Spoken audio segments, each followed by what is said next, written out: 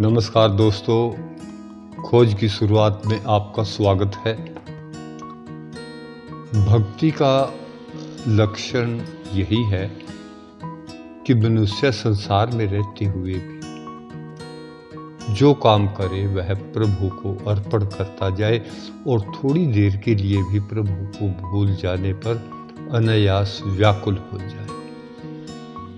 भगवान कृष्ण गीता में फरमाते हैं, सब प्रकार के योगियों में मैं उसको उत्तम समझता हूँ जो अपने अंतर में मेरा श्रद्धा सहित स्मरण करता है।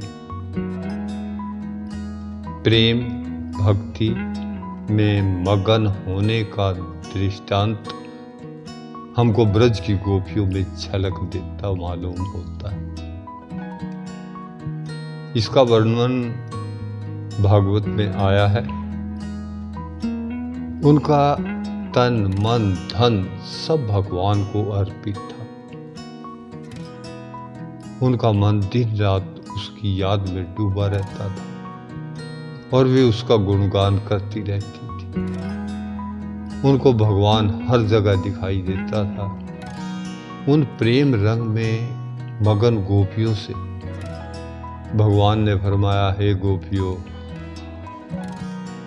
तुमने घर बार के लोहे के समान कठोर बंधनों को तोड़ दिया है और असीम भक्ति द्वारा मुझ में लीन हो गई हो। तुम्हारा यह कार्य बिल्कुल निष्कलंक है। मैं इसका बदला आजीवन तुम्हारी सेवा करके भी नहीं दे सकूं। एक बार कृष्ण जी ने उद्धव को गोपियों के पास संदेश देकर भेजा। तब भगवान का कंठ रुध रहा था तथा नेत्रों में बरबस प्रेम आंसू बह रहे थे। उन्होंने कहा, हे उद्धव, गोपियों ने मुझे अपना हृदय समर्पण कर दिया है। मैं उनका प्राण हूं। वे मेरे लिए अपने शरीर की सब क्रियाएं भूल चुकी। उन्होंने संसार के समस्त कर्तव्यों को मेरे चरणों में समर्पित कर दिया। उनका मुझे निरंतर ध्यान है। गोकुल नारियों ने मुझे सबसे प्रिय समझा है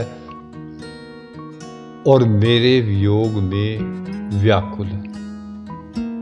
जब वे मुझे याद करती है, उनको अपने शरीर की सुध बुध नहीं रहती।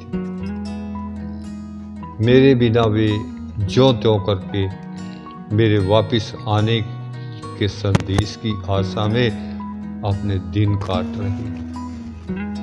वे मेरे साथ एक हो चुकी है तथा मैं उनके साथ एक हूं।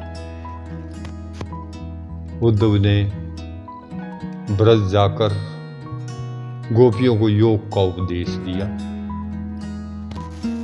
पर प्रेम मगन गोपियों की अवस्था को अपनी आंखों देखा कि उनको पहले से ही कृष्ण जी के अंदर और बाहर दर्शन हो रहे हैं।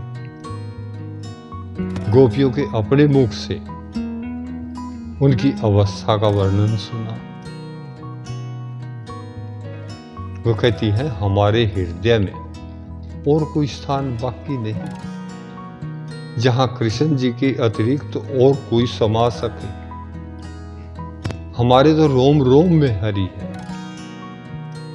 चाहे हम चलती हो या किसी और देखती हो, दिन में जागती हो या रात में सो रही हो, उस घनश्याम की छवि एक पल के लिए भी हमको नहीं छोड़ती। हे उद्धव, तूने सुंदर उपदेश दिए हैं जो सराहना के योग्य हैं, पर हम क्या करें जबकि हमारा तन मन उसकी भक्ति में संपूर्ण। मर्तबान में समुद्र नहीं समा सकता।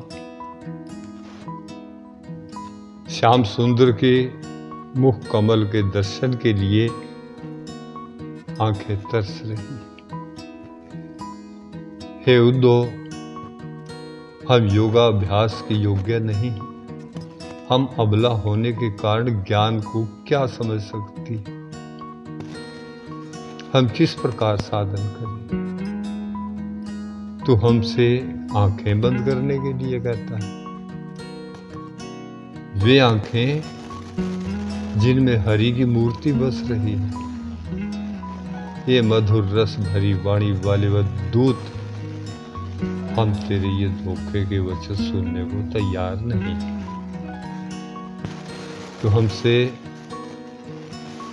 कान चिरवाने और केसों की जटा बनाने के लिए कहता है। यह दुख कौन उठाएगा।